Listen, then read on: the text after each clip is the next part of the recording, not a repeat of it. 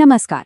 चलिए आज एक सफर पर चलते हैं, भारत के दिल में बसे छत्तीसगढ़ के औद्योगिक इतिहास के सफर पर। ये कहानी है कि कैसे खनिजों से भरी एक जमीन देखते ही देखते एक बड़ी इंडस्ट्रियल पावर बन गई।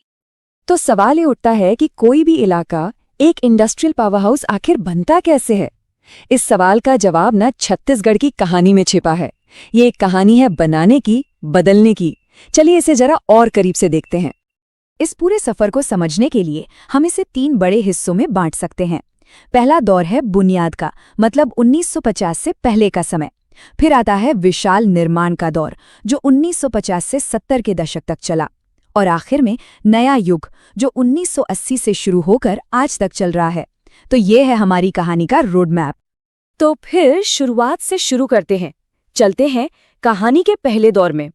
ये वो वक्त था, आज़ादी से भी पहले का, जब छत्तीसगढ़ के औद्योगिक भविष्य की कह सकते हैं कि पहली ईंट रखी जा रही थी। देखिए, हर बड़ी कहानी की एक शुरुआत होती है ना? और छत्तीसगढ़ के इस शानदार औद्योगिक सफर का जो पहला मील का पत्थर था, वो था 1890 के दशक में राजनांदगांव में बनी बंगाल नागपुर कॉटन मिल। जी हाँ, सब कुछ यहीं से शुरू हुआ। ये इस पूरे इलाके का पहला बड़ा उद्योग था, जिसने आने वाले कल के लिए एक जमीन तैयार कर दी थी। और फिर वो बुनियाद धीरे धीरे और मजबूत होती गई। साल 1900 में बिलासपुर रेल डिवीजन बना, जिसने ट्रांसपोर्ट के नए रास्ते खोले। और उसके ठीक 2 साल बाद 1902 में कोटा में माचिस बनाने का काम शुरू हो गया। सुनने में छोटे कदम लग सकते हैं, पर यकीन मानिए ये बहुत ही जरूरी थे। लेकिन रुकिए, पहला होने की कहानी यहीं खत्म नहीं होती।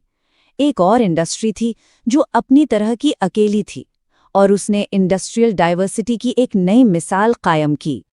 वो थी मोहन जूट मिल। 1935 में रायगढ़ में लगी ये मिल आज भी इस राज्य की इकलौती जूट मिल है।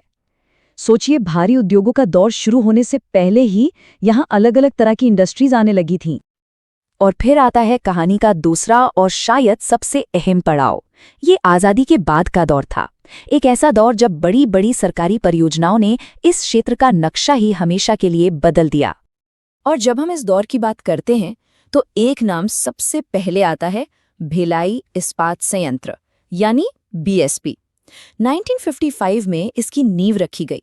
और ये सिर्फ एक फैक्ट्री नहीं थी, ये नए भारत के निर्माण का एक जीता जागता प्रतीक था। इसने सच में पूरा गेम ही बदल कर रख दिया। भिलाई के बाद तो जैसे एक लहर सी आ गई। 1965 में कोरबा में बैल्को का एल्यूमिनियम प्लांट लगा। 1966 में रायपुर में वैगन रिपेयर शॉप खुली। 1968 में एनएमडीसी ने माइनिंग शुरू की और 1978 में एनटीपीसी ने अपना पहला पावर प्लांट लगाया।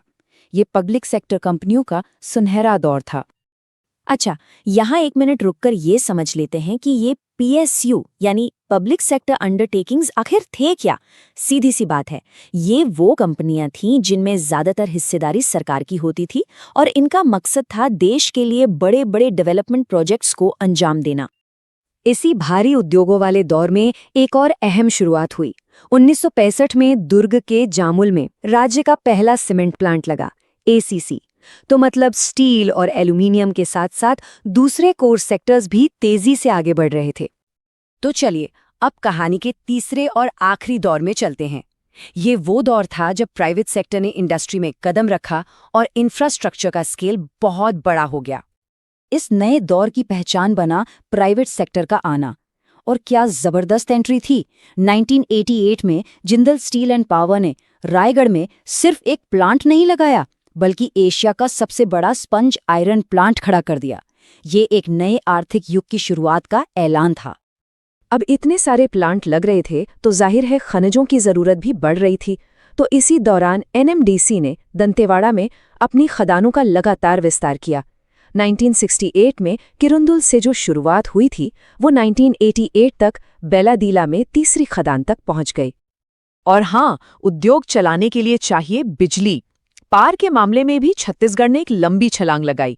1978 में कोरबा के पहले प्लांट से लेकर 2014 में रायगढ़ के प्लांट तक, जो देश का दूसरा सबसे बड़ा प्लांट बना। ये इलाका भारत का एक बहुत बड़ा पावर हब बन गया। इस दौर में नींव को और मजबूती मिली।